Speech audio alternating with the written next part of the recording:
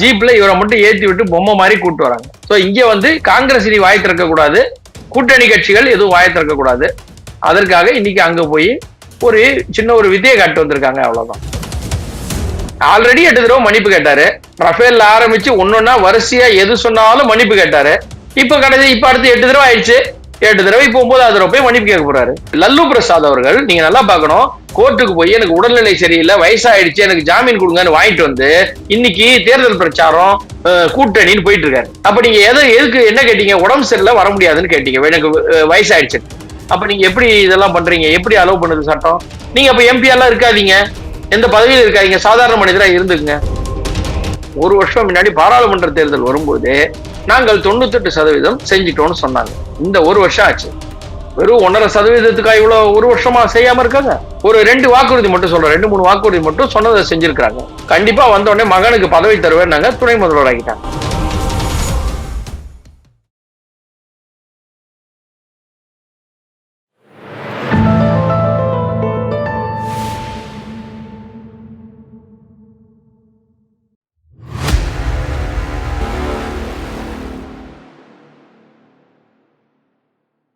தாமரை TV நேயர்களுக்கு அன்பான வணக்கம். இன்று நமது நேர்காணலில் சிறப்பு விருந்தினர் அரசியல் விமர்சகர் கார்த்திகேயன் சுவாமி அவர்கள் நம்முடன் இருக்கிறார். சார் வணக்கம். சார் வணக்கம் மேடம்.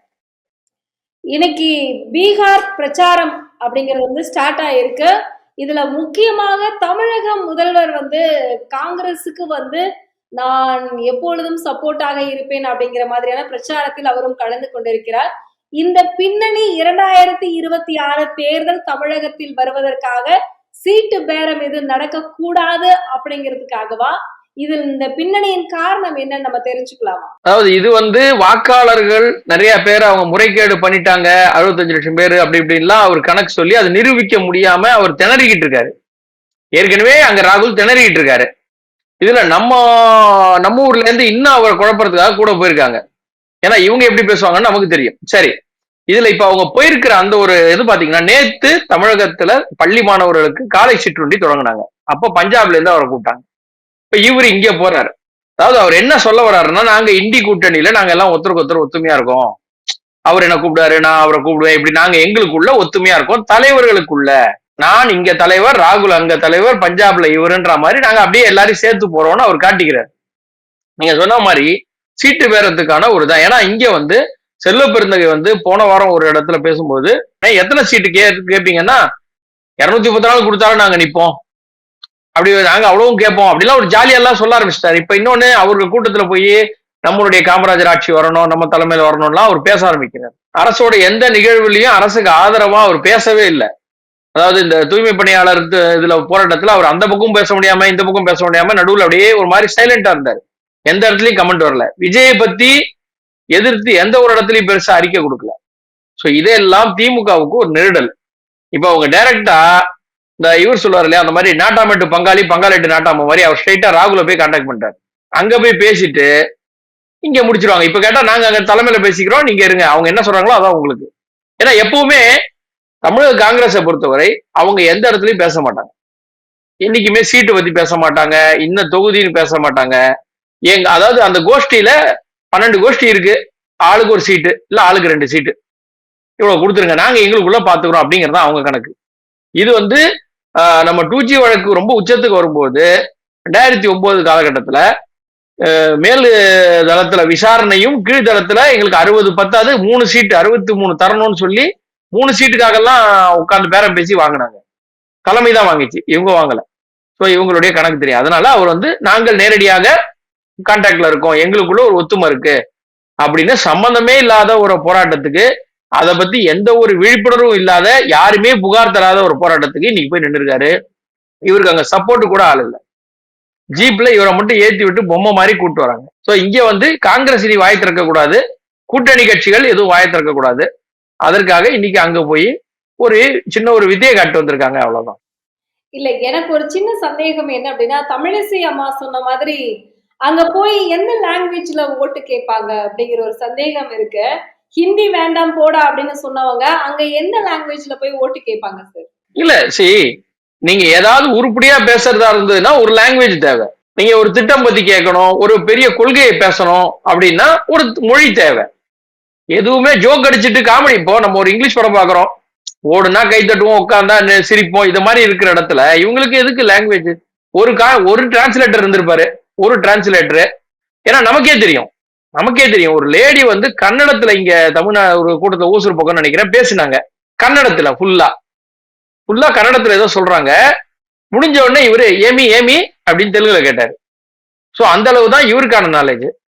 அங்க இருக்கிறவருக்கு புஸ்தகத்தோட முன்பக்கத்தை காட்டின உடனே புஸ்தகத்தை பின்னாடி காட்டுங்க, ஷோ த பேக் அப்படின்னு அவர் திரும்பி முதுக காட்டினாரு. அவருடைய நாலேஜ் அவ்வளவுதான். சோ இவங்க 2 பேர் பெருசா எதுவும் பேச போறது இல்ல. பக்கத்துல உட்காந்துட்டு நடுவில் ஒரு டிரான்ஸ்லேட்டர், மிஞ்சி போனா ஒரு காமெடி இல்லைன்னா கைத்தட்டுங்க. ஏன்னா இவங்களுடைய டிரான்ஸ்லேட்டர் கூட நமக்கு தெரியும், இவங்களுடைய டிரான்ஸ்லேட்டர் எனக்கு தெரியும். வி லவ் தமிழ் பீப்புள் அப்படின்னு உடனே நரேந்திர மோடி தமிழகத்தின் எதிரின்னு தங்கபாலு டிரான்ஸ்லேட் பண்ணாரு. சோ இவங்களோட டிரான்ஸ்லேட்டருக்கும் ஒன்றும் தெரியாது. ஆக மொத்தம் ஒரு ஜோக்கர் கூட்டமா உட்காந்து காமெடி ஷோவை பார்த்துட்டு திரும்பி வராங்க. இதுல இவங்களுக்கு மொழி இருந்தா என்ன, இல்லைன்னா என்ன? இன்னைக்கு வாக்காளர் உரிமை யாத்திரையில மீண்டும் வந்து அவருடைய பேச்சை ஆரம்பித்திருக்கிறார் ராகுல் காந்தி. திருடனுங்க முழிக்கிறானுங்க, இவங்களுக்கு ஒண்ணும் தெரியல அப்படிங்கிற மாதிரி திரும்பவும் பிஜேபியையும் தேர்தல் கமிஷனையும் வந்து ராகுல் அவர்கள் பேசியிருக்காரு. ஆதாரத்தை கேட்டாங்க, இன்னும் கொடுக்கல. திரும்ப திரும்ப அவர் பேசுற காரணம் என்ன? நான் இருக்கிறேன் அப்படின்னு காட்டிக்குவாங்க. இல்ல காரணம் பெருசா இல்ல, 9வது தடவை போய் மன்னிப்பு கேட்கறதுக்காக தான். ஆல்ரெடி 8 தடவை மன்னிப்பு கேட்டாரு. ரஃபேல் ஆரம்பிச்சு ஒன்னொன்னா வரிசையா எது சொன்னாலும் மன்னிப்பு கேட்டாரு. இப்ப அடுத்து 8 தடவை ஆயிடுச்சு. 8 தடவை இப்ப 9வது தடவை போய் மன்னிப்பு கேட்க போறாரு. ஏன்னா அவர் எந்த ஒரு விஷயம் பேசினாலும் ஆதாரம் இருக்காது, அபிடேவிட் கொடுக்க மாட்டாரு. அவரு அந்த சொன்ன குற்றச்சாட்டுக்கு யாரையுமே ஆதாரம் கொண்டு வந்து காட்ட முடியல.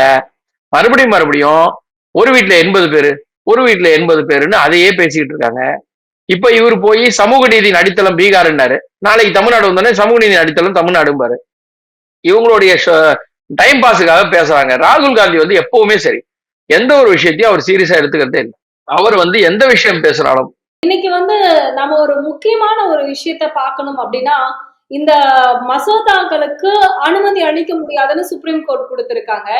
கவர்னர், அதாவது பார்லிமெண்ட்ல கொடுக்கக்கூடிய மசோதாக்களுக்கும் சரி, கவர்னர் அண்ட் வந்து குடியரசுத் தலைவருக்கான அதிகார தரவுல இருக்கக்கூடிய மசோதாக்களுக்கும் நீதிமன்றம் அனுமதி அளிக்க முடியாதுன்னு சொல்லியிருக்காங்க. அப்படின்னா இப்ப இந்த 130 அப்படிங்கிற இந்த மசோதாக்கும் வந்து நீதிமன்றம் வந்து அனுமதி அளிக்காதா என்ன? ஒரு வழக்குக்கு அதன் தன்மையை பொறுத்து மாறும். எல்லாத்துக்கும் பண்ணணும். இப்பவே அவங்க சொல்லியிருக்காங்களே ஒழிய தீர்ப்பெல்லாம் வந்துடாது. அது இன்னும் நிறைய இருக்கிறது. அதுல அவங்களுடைய கருத்தை சொல்லியிருக்காங்க. இப்போ அந்த வழக்கை பொறுத்த மட்டும் கேரளாவுக்கு கவர்னர் தான் எல்லாம் சொல்லி ஒரு தீர்ப்பு கொடுத்தாங்க. தமிழ்நாடு கேட்கும் போது வேற மாதிரி ஒண்ணு சொன்னாங்க. இப்ப ஜனாதிபதி அவர்களுக்கு கேள்வி கேட்கும் போது அதற்கு வேற ஒரு கேள்வி கேட்டு அதற்கு வாதங்கள்லாம் நடந்தது. 2 நாள் முன்னாடி வாதங்கள்லாம் நடந்தது. அது பெருசா போயிட்டு இருக்கு. சோ அந்த இடத்துல பார்க்கும்பொழுது வழக்கின் தன்மையை வைத்து மாறும். இங்க ஒரு தீர்ப்பு கொடுப்பாங்க, அங்க ஒரு தீர்ப்பு, திருப்பி தடை கொடுப்பாங்க. நிறைய நடந்திருக்கு. சோ அது நடக்கும். ஆனால் இந்த வழக்கை பொறுத்த மட்டும் இந்த புதிதாக வந்திருக்கக்கூடிய பில்லு அந்த 30 நாளைக்கு மேல இருந்தா பதவி நீக்கங்கிற வந்து 2013 உச்ச நீதிமன்றம் தான் சொல்லிச்சு, குற்றவாளிகள் என்று தண்டிக்கப்பட்டவர்கள் பதவி நீக்கம் செய்யப்பட வேண்டும்னு சொல்லிச்சு.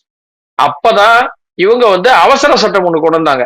அப்படி எல்லாம் பண்ண முடியாது அப்படின்னு காப்பாத்துறதுக்கு ஒரு அவசர சட்டம் கொண்டு வந்து அதை ஜனாதிபதிக்கு அனுப்பி, அதாவது இது என்ன கொடுமைன்னு கேட்டீங்கன்னா மக்களை முட்டாளாக்குன மிகப்பெரிய ஒரு வித்து. அது வேடிக்கை என்னன்னு கேட்டா, காங்கிரஸ் கட்சி தலைமையில் உள்ள அரசு அந்த பில்ல அந்த ஒரு அவசர சட்டத்தை போட்டு ஜனாதிபதிக்கு அனுப்பும் ஒப்புதலுக்கு. ஆனா ராகுல் காந்தி அவருக்கு என்னவோ அது தெரியவே தெரியாத மாதிரி, அவர் தான் அந்த கட்சியில எல்லாம், அவருக்கு தெரியாத மாதிரியும் அவருக்கு தெரியாமையே அந்த சட்டம் போயிட்டா மாதிரியும் அதை கிழிச்சு போட்டு நான்சென்ஸ் சொல்லி, ஏன்னா அது திருப்பி அனுப்ப போறாங்கன்னு விஷயம் வந்த உடனே நான்சென்ஸ் இப்பெல்லாம் பண்ணக்கூடாது மக்களுக்கு அப்படின்னு கிழிச்சு போட்டு டிராமா பண்ணி நாங்க வாபஸ் வாங்கிக்கிறோம் அப்படின்னு இவங்களே சொல்லி டிராமா பண்ணாங்க. சோ உச்ச நீதிமன்றம் ஒரு 2013 தண்டிக்கப்பட்டவர்கள் பதவியில் இருக்கக்கூடாது, தண்டிக்கப்பட்டவர்கள் அப்படின்னு சொல்லி சொன்னாங்க. சோ அதன் அடிப்படையில தான் இந்த சட்டம் வந்திருக்கு. சரி, இப்ப இதுக்கான தேவை என்ன? இப்ப சமீப காலமா கட்சியை விட்டு இந்த பதவி இருக்கிறவங்க, தண்டனை பெற்றவங்க பதவியில இருக்கிறது, போயிட்டு ஜாமீன் வாங்கிட்டு இருந்து மறுபடியும் பதவியில உட்கார்றது, கேஸ் போட்டு பதவியில உட்கார்றது. ஏன்னா செந்தில் பாலாஜி பார்த்திருக்கோம், பொன்முடி பார்த்தோம், மறுபடியும் அவங்களுக்கு கேஸ் போட்டு வெளில இருப்பது. இது வந்து ஒரு தொடர்கதையா இருக்கு. அங்க பாத்தீங்கன்னா, ஏன்னா கிட்டத்தட்ட இண்டி கூட்டணியில் உள்ள எல்லா முதல்வர் மேலேயும் நிறைய பேர் மேல வழக்குகள் இருக்கு. அது மட்டும் இல்ல, இது உடனே பாஜக வந்து எதிர்க்கட்சிகளை திட்டமிட்டு பழிவாங்கிறதுன்னு சொல்ல முடியாது. இந்தியால 12 முதல்வர்கள் மேல குற்ற வழக்குகள் நிறைய இருக்கு. இதுல முதலில் இருப்பவர் மகாராஷ்டிரா. அங்க இருக்கிறது யாரு? எதிர்க்கட்சி கூட்டணியா? இவங்க கூட்டணி தான்.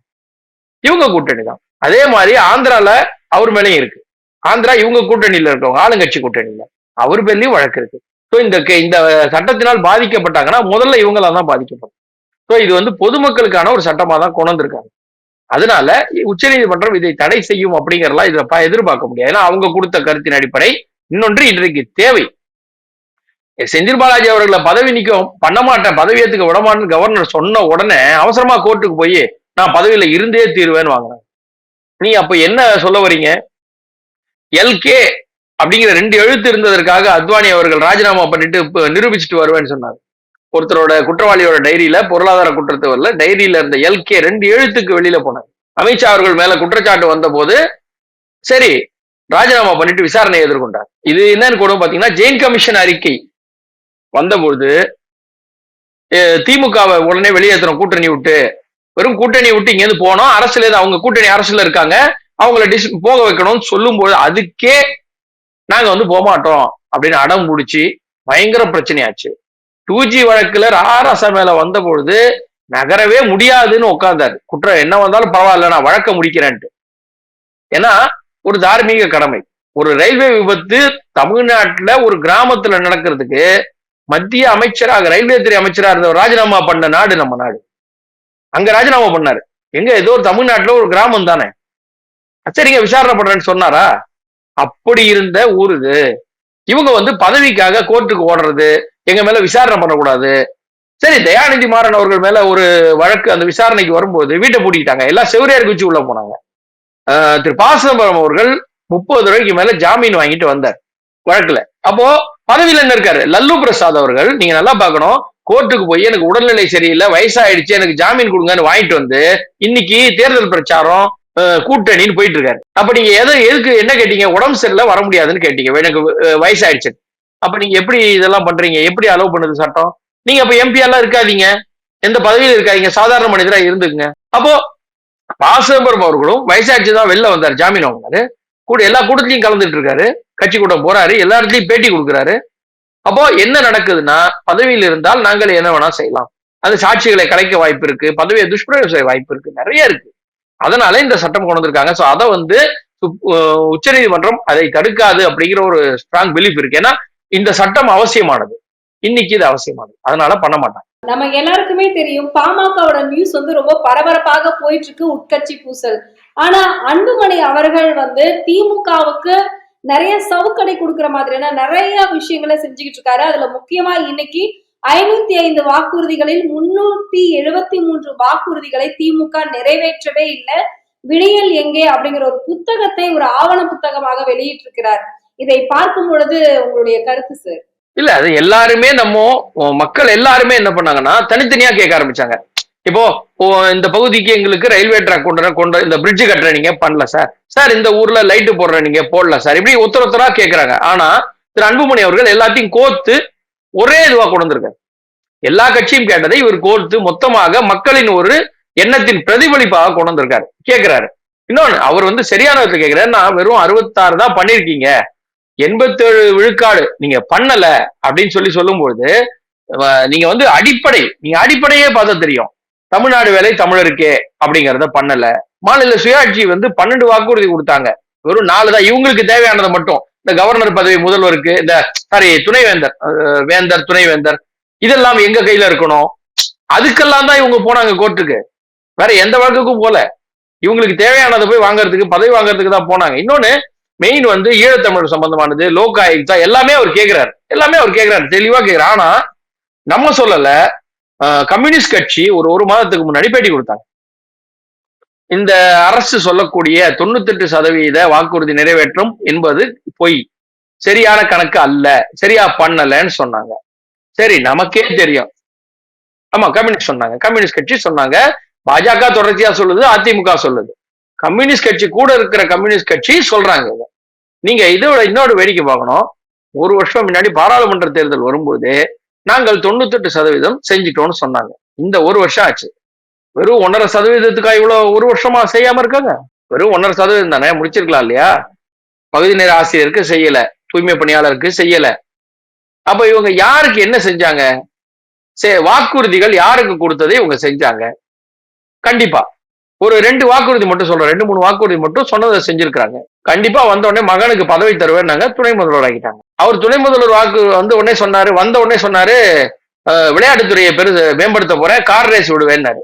மழை பெஞ்சு ரோடெல்லாம் ஸ்பாயில் ஆனாலும் திருப்பி அதை சரி பண்ணி 42 கோடி செலவு பண்ணி கார் ரேஸ் விட்டாங்க. அந்த வாக்குறுதிகளை தான் இவங்க நிறைவேற்றினாங்க.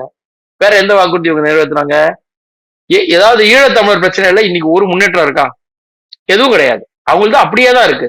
இப்போ இங்க தமிழ்நாட்டில் தமிழருக்கே வேலை, கர்நாடகத்துல எப்படி சட்டம் போட்டாங்களோ இங்க கொண்டு வரல. சரி, தமிழ்நாட்டில் தமிழ் மொழிக்கு முன்னுரிமை ஏதாவது செஞ்சிருக்காங்களா? செய்யல. நீங்க வந்து இங்க வந்து பள்ளிகள்ல தமிழ் கட்டாயம்னு இப்ப புதிய கல்விக் கொள்கைன்னு கொண்டு வந்தாங்க இல்லையா? அது தனியார் பள்ளிக்கு பொருந்தாது. அரசு பள்ளியில ஏமாந்தம் இருந்ததுன்னா அவங்களுக்கு கஷ்டப்படுற பசங்க வேற எதுவும் படிக்க கூடாதுன்னு சொல்லிட்டு 2 மொழி இருமொழி கொள்கைன்னு அவங்க மேல கொண்டு வந்திருக்காங்க. அப்ப இதெல்லாம் தான் இவங்க செஞ்ச சாதனை, வேற ஒண்ணுமே கிடையாது. அப்ப இதுல வந்து அன்புமணி அவர்கள் ரொம்ப சரியான நேரத்துல இப்ப கொண்டு வந்திருக்காரு. ஏன்னா இன்னொரு 10 மாதங்கள் இருக்கிறது, எலெக்ஷனுக்கு 8 மாதங்கள் இருக்கும் போது அவர் இந்த டைம்ல கொண்டு வந்திருக்காரு. இது இன்னும் வரணும், விழாவாரியாக இது பேசணும், ஒரு வாக்குறுதியும் தனித்தனியாக எடுத்து பேசணும். இப்போ இபி நம்ம பில்லு கட்டுவோம், நான் வந்து மாசம் இருக்கிறது 2 மாசத்துக்கு ஒரு தடவை ஆக்குவேன்னு சொன்னார். இது வரைக்கும் ஒன்றும் செஞ்சா மாதிரி தெரியல. அந்த வாக்குறுதி அப்படியே இருக்கு. யாருக்கு இவர் என்ன வாக்குறுதி நிறைவேற்றினாருன்னு இவருக்கே தெரியல. டெய்லி வந்து இதுதான் திராவிட மாடல், உங்களை கேட்க வச்சது பாத்தீங்களா, இதுதான் திராவிட மாடல். சரி, என்ன சார் செஞ்சீங்க? கேட்க வச்சதுதான் திராவிட மாடல். இதையே டெய்லி பாடிட்டு ஓடிடுறாங்க. இங்க பதில் சொல்ல முடியல. நமக்கு நல்லா தெரியும், ப்ளீச்சிங் போடுறதுக்கு போல மைதா மாவு கான்ட்ராக்ட் போட்டு தூணாங்க. என்னங்க மைதா மாவு போட்டீங்களேன்னு கேட்டதுக்கு, மைதா மாவோட ரேட்டு தெரியுமா? 40 ரூபா, ப்ளீச்சிங் போடுற 13 ரூபா. அவரே சொல்றாரு, 13 ரூபா மாவுக்கு நீங்க ஏன் 40 ரூபாய்க்கு டெண்டர் விட்டீங்கன்னா அதெல்லாம் நீ கேட்காதுன்னு போறாரு. இவங்க ஆட்சி இந்த லட்சணத்தை வச்சுக்கிட்டு வாக்குறுதி நிறைவேற்றிட்டோம், மக்களுக்கு எல்லாம் செஞ்சிட்டோம்னா, இது வந்து மக்களை ஏமாத்திக்கிட்டு இருக்கிறத இவர் சரியான நேரத்துல கொடுத்திருக்காரு. இது இன்னும் அடுத்தடுத்த கட்டத்துல வந்தும்போது, இது விஷயமா இன்னும் விரிவாக வரும்போது நம்ம நிறைய தெரிஞ்சுக்கலாம். இன்னைக்கு வன்னியரசு மேல வந்து ஏற்கனவே அஸ்வதாமன் சார் வந்து ஒரு விஷயத்த அவர் மேல வந்து ஏற்கனவே அவர் வந்து ஒரு குற்றவாளி அப்படிங்கிற மாதிரியான ஒரு விஷயத்த சொல்லியிருந்தாரு. இன்னைக்கு வன்னியரசு அவர்கள் வந்து ஆக்ரோஷமாக ஆணவ கொலைகளுக்கு காரணமே இந்து மதம் தான், சனாதனத்தை ஒழிக்க வேண்டும், ராமன் தான் இந்த ஆணவ கொலைகளுக்கெல்லாம் வந்து பொறுப்பு அப்படிங்கிற மாதிரி ஒரு விஷயத்த சொல்லியிருந்தாங்க. தமிழிசை அவர்களும் வந்து அதுக்கான பதிலடியை கொடுத்திருந்தாங்க. இந்து மதத்தை இவர்கள் பேசிக்கொண்டே இருப்பதற்கு காரணம் என்ன? அதுவும் குறிப்பிட்டு விசிகா அதிகமாக பேசுவதற்கு காரணம் என்ன? இல்ல, அதாவது விசிகா அந்த ஒரு கட்சி வந்து ஒரு குறிப்பிட்ட மக்களுக்காக தான் ஆரம்பத்துல வந்தாங்க. பட்டியல் இனத்தவருக்கு நாங்கள் செய்கிறோம் தான் முதல்ல திருமாவளவன் வந்தார் ஸ்டார்டிங்ல. அப்ப மூப்பனார் கூட இருந்தாரு, அப்புறம் ராமதாஸ் கூட எல்லாரும் கூடயும் வரும்போது சமூக நீதி எல்லாம் பேசினாரு, எல்லாமே பேசினாங்க. ஒரு கட்டத்துக்கு மேல என்ன ஆயிடுச்சு, அவங்களால சஸ்டைன் பண்ண முடியலங்கும் போது திராவிடத்து கூட ஒண்ணு சேர்றாங்க. திராவிடத்து கூட ஒண்ணு சேர்ந்தாலே நீங்க வந்து இந்த மதத்தை அழிப்பேன், இந்த ஜாதியை ஒழிப்பேன், இவங்களை விரட்டுவேன், என்னதான் இங்க ஓட்டு வரும், சீட்டு கிடைக்கும். இதுதான் அவங்களுடைய பேசிக், இது அவங்க பேசிக். இப்ப தொடர்ச்சியாக ஒரு மதத்தை நம்ம திட்டிகிட்டே இருக்கோம்னா, இங்க திமுகவோட அடிப்படை கொள்கை என்ன? இந்து மதத்தை அழிப்பது. அவங்க இல்ல எல்லாம் சொல்ல முடியாது. செக்யூலர்னு சொல்றாங்க. சரி, செக்யூலர்னா என்ன? மதச்சார்பற்ற அரசு, எல்லாருக்கும் பொதுவான அரசு, அனைவருக்குமானதுதான் செக்யூலர் இல்லையா? இங்க சனாதனத்தை விரட்டுவேன் அப்படின்னா அவங்களையே விரட்டுறீங்க?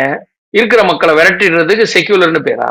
நான் ஒரு நம்பிக்கை கொண்டிருக்கிறேன், அது அரசாங்கத்துக்கு பிடிக்கல, அதான் இந்த அரசாங்கத்தின் கொள்கை இல்லை, அது எங்களுடைய கொள்கை இல்லைங்க. நான் சாமி கும்பிடுறது இவரை ஊழ விட்டு விரட்டுவேன் அப்படிங்கிறது எப்படி செக்யூலரா? இந்த மதத்தை முதல்ல விரட்டுவோம். சரி, இதுக்கு ஒரு உதாரணத்தோட உங்களுக்கு சொல்றேன். சுபவீர பாண்டியனுடைய காணொளி நான் வச்சிருக்கேன், அனுப்புறேன், நீங்க அதை மக்களுக்கு காட்டு. தெளிவா சொல்றாரு, மற்ற இயக்கங்கள் எல்லாம் இங்கே இந்து மதத்தை சீர்படுத்த உருவான பொழுது அம்பேத்கரும் பெரியாரும் இந்து மதத்தை அழிப்பதற்காக இயக்கம் கண்டார்கள்னு சொல்றார். ஒரு மதத்தை அழிக்க இயக்கம் கொண்டு வந்த நீங்க எப்படி செக்யூலர்? அப்ப உங்க கூட கூட்டணியில உங்களை நம்பி 2 பிளாஸ்டிக் சேர் வாங்கிட்டு இருக்கிறவங்க வேற என்ன பேசுவாங்க? இது நம்ம மக்கள் சிந்திக்கணும். 2 பிளாஸ்டிக் சேருக்கே இப்படின்னா குஷன் சேர் கொடுத்தா என்ன பண்ணுவாங்கன்னு சிந்திக்கணும். ஆனா சிந்திக்கல. இங்க அதுதான் துரதிருஷ்டவசமானது. சரி, இந்த மத ரீதியாக இவங்க பேசிக்கிட்டு இருக்கிறாங்க. இவங்களுடைய வாதத்தை நீங்க கேட்டு இருக்கீங்களா? உங்களுக்கு புரிஞ்சிருக்கும் நிறைய இடத்துல மாறி மாறி. ராமர் கற்பனை, ஆனால் ராமர் தான் இதெல்லாம் செய்தார். கற்பனையா இல்ல செஞ்சாரா? சொல்லுங்க சார். இல்லங்க கற்பனை தாங்க, ஆனா இவர் தான் செஞ்சார். என்னங்க அவர் தான் செஞ்சாரா? கண்டிப்பா தெரியுமா? நாங்கெல்லாம் ராமாயணம் படிச்சிருக்கோம். சரி, ராமாயணம் எதுல எழுதுனாங்க? சமஸ்கிருதத்துல எழுதுனாங்க. அப்ப நீங்க எப்படி உங்களதான் சமஸ்கிருதம் படித்தால் உங்க காதுல ஈயத்தை காட்சி ஊத்தணும்னு சொல்லியிருக்குது மனுஸ்மிருதியில, நீங்க தான் சொன்னீங்களே. ஆமாமா, நான் அப்படிதான் சொன்னாங்க, கரெக்ட். அப்ப நீங்க எப்படி படிச்சீங்க? வெள்ளைக்காரன் எங்களுக்கு எழுதி கொடுத்தோம். சரி சார், வெள்ளைக்காரனுக்கு சமஸ்கிருதம் எப்படி சார் தெரியும்? அது அங்க இருந்த படகோட்டிகள்லாம் சொன்னாங்க. சார் படகோட்டி எப்படி சார் படிச்சிருப்பான்? அவனதான் ஈயத்தை ஊத்துவாங்களே சார். இல்ல சார், அந்த படகோட்டி மட்டும் படிச்சுட்டு அவரு மட்டும் வெள்ளைக்கார ஜோன்ஸ் கிட்டையும் கால்டுவெல் கிட்டையும் வந்து சொல்லி அவங்க புக் எழுதி எங்களுக்கு சொன்னாங்க சார். அந்த புக்கை நாங்க படிச்சுட்டோம் சார். சரி, இந்த இப்போ வன்னியரசு பேசின அந்த ஒரு பேச்சுக்கே வருவோமே, சம்பூகன் வதம் என்பது பார்ப்பனர்களுக்காக ராமர் செய்தது. சரி, ராமர்கிட்ட மந்திரியா எந்த பார்ப்பனர் இருந்தாரு? அவர் போய் சொன்னாரு. சரி, வேண்டாம். இவங்க கொடுக்கக்கூடிய ஆதாரத்தையே நான் சொல்றேன். வங்காள மொழியில் எழுதப்பட்டு இங்க, ஏன்னா தீகாவோட வக்கீல் ஒரு அம்மா இருக்கிறாங்க, டெய்லி பொழுது விடிஞ்சா அவங்களுக்கு இதான் வேலை திட்டுறது.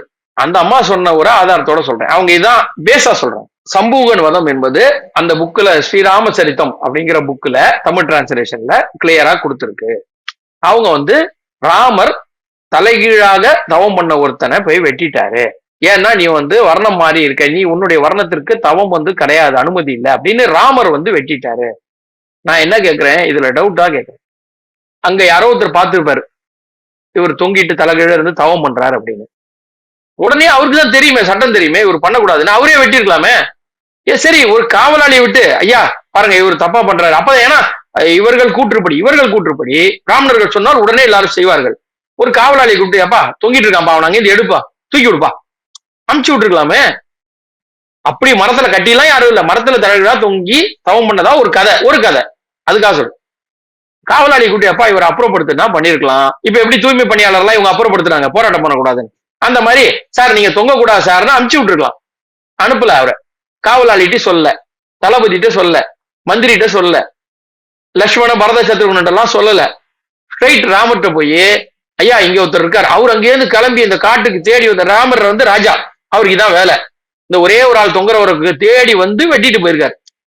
இது எவ்வளவு பெரிய உருட்டுன்னு பாருங்க. இவர் இந்த கதையை அடிப்படையா வச்சு யார் எழுதுனாங்கன்னா, இது வங்காளத்துல இருந்து வந்தது, ராமச்சந்திரத்துல இருக்கு, நாங்க படிச்சிருக்கோம். அதுதான், அதாவது காவிரி புஷ்கரம், நம்ம ஊர்ல காவிரி புஷ்கரம் நடந்த போது எடப்பாடி பழனிசாமி அவர்கள் போய் அங்க காவிரி திருத்தம் கூட அங்க பிடிக்க போன போது வைகோ சொன்ன வார்த்தை இதேதான்.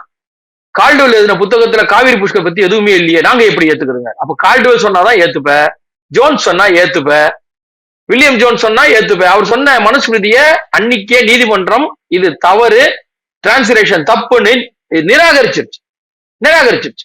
இவங்க இன்னமும் அதை போய் கையில வச்சுட்டு உட்கார்ந்து இருக்கிறாங்க. சரி, சம்பூகனோட கதைக்கு இவர் சொல்றதுக்காக ராமதாஸ் அவர்களை குற்றம் சாட்டுவதற்காக, ஒரு பக்கத்தை குற்றம் சாட்டுவதற்காக இவர் அந்த சம்பூகன் கதையை எடுக்கிறாரு. சம்பூகன் கதை ஒரு 8 விதமான கதை இருக்கு. 8 விதமான சம்பூகன் இருக்கு. சூர்பனகையின் மகன் சம்பூகன் ராவணனை கொள்வதற்காக தவம் இருந்தான்னு ஒரு கதை இருக்கு. இன்னொன்னு, இது வால்மீகி ராமாயணத்துல உத்தரகாண்டத்துல இருக்கு. அந்த பகுதியை யாருமே ஏத்துக்கல, உத்தரகாண்டத்தை ஏத்துக்க மாட்டோம், அது திணிக்கப்பட்டதுன்னு சொல்லி யாருமே எடுத்துக்கிறது, சீரியஸா படிக்கிறவங்க எடுத்துக்கிறது இல்ல, இவங்க எடுத்துப்பாங்க. சரி, துளசிதாசர் ராமாயணத்துல சம்பூகன் வதம் என்பது கிடையாது. சரிங்களா? இதுக்கப்புறம் பௌமசரியர் எழுதின சமண ராமாயணத்துல அவரும் குறிப்பிடுகிறார் வேறு மாதிரியாக. இவங்க சொன்ன நரேட்டிவ் வரல. அவர் என்ன சொல்றாரு தெரியுமா? அங்க ஒரு இடத்துல ஒரு கத்தி கிடந்தது, அது பேர் சுவாசனான்னு நினைக்கிறேன், அந்த நேம், கத்தியோட பேர் பலபலன்னு மின்னிட்டு இருந்தது. லக்ஷ்மணன் அந்த பக்கம் வரும்பொழுது அந்த கத்தியை எடுத்தார். அதன் கூர்மையை சோதிப்பதற்காக அங்க இருந்த கத்தாழ செடிக்கு உள்ள விட்டு குத்தி பார்த்தாரு. எடுக்கும் போது ரத்தம் வந்தது. அப்பதான் தெரிஞ்சது அந்த பக்கம் ஒருத்தன் தவம் பண்றான்னு. உடனே பதறி போய் ராமர் கிட்ட போய் சொன்னாரு. அவர் உடனே நீ என்னப்பா இப்படி பண்ணிட்டியேன்னு கேட்டாருங்கிறது விமலசூரி எழுதிய பௌமசரிய ராமாயணம் 7ஆம் நூற்றாண்டில் எழுதப்பட்ட புக்கு. அதுல இதான் இருக்கு. ராமர் கொண்டாருனே கிடையாது, லட்சுமணர் கத்தியோட கூர்மையை சோதிக்க குத்துனாருன்னு இருக்கு. இப்ப இதை எடுத்துப்பாங்களா அவங்க? ஏன்னா இவங்க அடிக்கடி பேசுறது சமணம் பௌத்தம் தான், இங்கே இந்து மதம் கிடையாது, சமணம் பௌத்தம் தான் ஆதி மதம். அப்ப அவங்க சொல்றது ஏத்துங்க. ராமர் ஒண்ணுமே பண்ணலையே, லட்சுமணர் தானே போய் தெரியாம தவறுதலா டெஸ்ட் பண்ணும்போது குத்திட்டாரு. இங்க என்ன சொல்ல வரீங்க அப்போ? கற்பனையான ஒரு கதையா? அவர் இருந்தாரா? இல்ல அவர் தான் பண்ணாரா? அப்படின்னா சமண ராமாயணம் வேற ஒண்ணு சொல்லுதே, அதை எடுத்துக்கிறீங்களா? 300 ராமாயணம் இருக்கு. 300 ராமாயணம் இருக்கு அவங்க ஊர்ல எழுதுனது, எல்லா ஊர்லயும். எல்லாத்தையும் எடுத்து இவங்கள மாதிரி பிரிச்சு படிச்சோம்னா அர்த்தமே வராது. வால்மீகி ராமாயணம் என்பது ஆத்தரைஸ்ட் ஒண்ணு, துளசிதாசர் அவருக்கு அடுத்தது, கம்ப ராமாயணம் நமக்கு, இவ்வளவுதான். இவங்க சொல்ற அந்த டிரான்ஸ்லேஷன் புக்கல்ல. டாஸ்மாகோட வழக்கு நம்ம வந்து என்ன ஆச்சு அப்படிங்கிறது எல்லாருக்கும் ஒரு கேள்வியாவே இருக்கு. இந்த டாஸ்மார்க்கு 10 ரூபாய் அப்படிங்கிறது, அந்த டாஸ்மார்க்ல அந்த பாட்டிலுக்கு 10 ரூபாங்கிறது எல்லாருக்கும் தெரியும். இப்போ பாட்டில கொண்டு போய் கொடுத்தா அதுல இருந்தும் ஒரு வருமானம் வரும் அப்படிங்கிற மாதிரியான ஒரு விஷயத்தை இப்ப கொண்டு வந்திருக்காங்க. இதுல பாதிக்கப்படுறது வந்து அந்த டாஸ்மார்க் ஊழியர்கள் தான் அப்படிங்கறத வந்து அவங்க போராட்டமாகவும் அவங்களுடைய கோரிக்கைகளையும் அறிக்கைகளையும் வெளியிட்டு இருக்காங்க. இந்த டாஸ்மார்க்கில் வந்து வருமானத்தை இப்படி ஈட்டுவது தமிழக அரசினுடைய வேலையா? அதுதானே ஒரே வருமானம். 35,000 கோடி இருந்தது 55,000 கோடி ஆக்கியிருக்கோம்ல. புதிதாக ஒரு மது இன்ட்ரோடியூஸ் பண்ணி அதை எப்படி ருசித்து குடிப்பது என்று நாங்கள் பயிற்சி கொடுக்கிறோம்னு சொன்ன அரசு தானே இது. இவங்களுக்கு இதுல வர வருமானம் தானே மெயின். உங்களுக்கு 2,4 லட்சம் கோடி 2 லட்சம் கோடி வருமானம். இல்ல எனக்கு என்னன்னா, அரசு வந்து டாஸ்மார்க் வந்து 10 ரூபான்னு விக்கிறாங்க, அது ஓகே. ஆனா அந்த டாஸ்மார்க்ல இருக்கக்கூடிய அந்த பாட்டில வந்து எடுத்து அவர்களே வந்து அந்த குடோனுக்கும் காசு கொடுத்து, ஊழியர்களே காசு கொடுத்து அதை சேல் பண்றதுக்கு அதோடைய பொறுப்புகளையும் வந்து ஊழியர்களே செய்யணும் அப்படின்னா, இதை யாரை வந்து நஷ்டப்படுத்துவதற்காக இந்த வேலை செய்யுது? அதாவது வருமானம் எங்களுக்கு வேணும், அதுல படக்கூடிய கஷ்டம் எல்லாம் ஊழியர்கள் தான் கஷ்டப்படும். எங்களுக்கு காசு மட்டும் தான் வரணும். நாங்க யாருடைய பாரத்தையும் ஏற்றுக்கொள்ள மாட்டோம், யாருடைய கஷ்டத்தையும் பங்கு போட மாட்டோம். வருமானத்தை எங்கள்கிட்ட கொடுத்துருங்க சார். இந்த பாட்டிலுக்கு 10 ரூபாய் எக்ஸ்ட்ரா வருது எனக்கு, ஆனா பாட்டில் திருப்பி வாங்கும் போது நீங்க இப்ப என்ன ஆகுனா, இந்த பாட்டில் திருப்பி கொடுத்தா 10 ரூபாய். இப்ப இவ்வளவு நாள் என்ன சொன்னாங்க, வரும்போது பாட்டில் எல்லாம் உடஞ்சு போயிருது, ஆனா அந்த நஷ்டத்தை எங்க மேலதான் வைக்கிறாங்க, அதனால நாங்க 10 ரூபாய் வாங்குறோம்னு ஊழியர்கள் சொன்னாங்கன்னு ஒரு சில காணொலி போட்டாங்க, ஒரு சில காணொலி. அதனாலதான் நாங்க வாங்குறோம், இல்லைன்னா வாங்க மாட்டோம், யாரும் வாங்க சொல்லல அப்படின்னாங்க. இப்ப எத்தனை பாட்டில் போகுதோ திரும்பி உள்ள வரும். அது எங்க போகும், திரும்பி மேனுபேக்சருக்கு தான் அந்த பாட்டில் எல்லாம் போகணும். அதை தான் கிளீன் பண்ணி திரும்பி வரணும், ரீசைக்கிள் வரணும் அங்கேருந்து. இல்ல பவுடர் ஆக்கி எங்க ரோடு போடுறதுக்கு பண்ணணும், அது வேற. பாட்டில் நார்மலா அப்படிதான் போகும். அப்போ அந்த தயாரிப்பாளர்களுக்கு பாட்டில் கூட நீங்க வந்து வேற வாங்க வேண்டாம், இதே உங்களுக்கு திரும்பி வந்துடும், கவலைப்படாதீங்க, அந்த செலவு கூட வைக்க வேணாம் அப்படிங்கிற விதத்துல. இன்னொன்னு, தொழிலாளர்களோட அக்கறை இருக்கணும். அந்த தொழிலாளர்கள் ஏற்கனவே பாட்டில் இப்போ டப்பாவை தூக்கும் போது உடஞ்சி கை காலில் கிழிச்சு ரத்தம் வருதுன்னா அவங்க ட்ரீட்மெண்ட் எல்லாம் அவங்க சொந்த காசுல தான் பண்ணிட்டு இருக்காங்க, எதுவுமே இவங்க பண்ணல. இப்ப பாட்டில் உள்ள உடஞ்சிருச்சு டப்பால, தெரியாது, கை விட்டு எடுக்கிறாங்கன்னா அவங்க கை கிழிச்சுன்னா அவங்க தான் பாத்துக்கணும். எத்தனை பேர் ஹாஸ்பிட்டல் போய் கட்டு போட்டுறாங்க அவங்க சொந்த காசுல. இன்னொன்னு, திருடு போனாலோ உடஞ்சு போனாலோ கணக்குல வரலனாலோ அவங்க கை காசு போடணும். இப்படிதான் இருக்கு நிலைமை. இந்த அரசுக்கு ஒரே ஒரு குறி, வருமானம் நமக்கு வரணும், கஷ்டம் யார் வேணா பட்டுக்குங்க. நீங்க இதை சொன்னீங்கன்னா, இப்ப தூய்மை பணியாளர்னு இருக்கும் ஊர்ல, அதுக்கான வண்டி எல்லாம் அரசு வாங்கிட்டு கான்ட்ராக்ட் கம்பெனிட்ட விட்டு நீங்க ஆளை வச்சு மேன் பவர் வச்சு நீங்க மெயின்டைன் பண்ணீங்கன்றாங்க. ஆம்புலன்ஸ் அரசாங்கம் எல்லாம் வாங்கி வச்சுட்டு ஒரு மேன் பவர் கம்பெனி கூப்பிட்டு நீங்க ஆளை விட்டு ஓட்டிக்கிங்கன்றாங்க. இந்த அரசுக்கு வருமானம் மட்டும்தான் நோக்கம். பைசா எனக்கு வரணும், கஷ்டப்படக்கூடாது. ஏன்னா இஎஸ்ஐபிஎஃப் தரமாட்டேன், உனக்கு கஷ்டப்படுறதுக்காக நான் எதுவும் கண்டுக்க மாட்டேன், துட்டு மட்டும் எனக்கு அப்படிங்கறதா இவங்களோட கொள்கை.